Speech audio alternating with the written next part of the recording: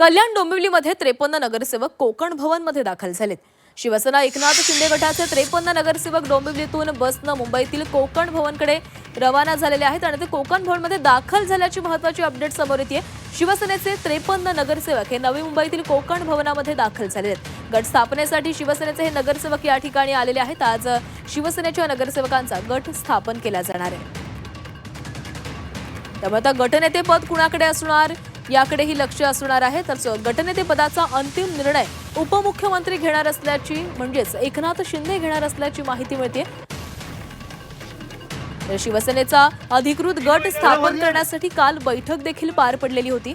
आमदार राजेश मोरे यांनी नगरसेवकांच्या प्रवासाबाबत अधिकृत माहिती दिलेली आहे आणि हे प्रवास करत सगळेच नगरसेवक कोकण भवनमध्ये दाखल झालेले आहेत।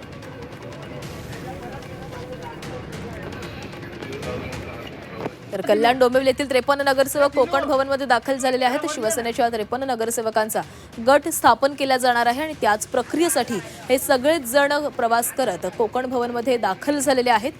त्यामुळे आता गटनेता देखील कोण असणार याकडे लक्ष असणार आहे। या गटनेत्याची निवड जो निर्णय असेल तो उपमुख्यमंत्री एकनाथ शिंदे घेणार असल्याची ही देखील माहिती समोर आलेली आहे।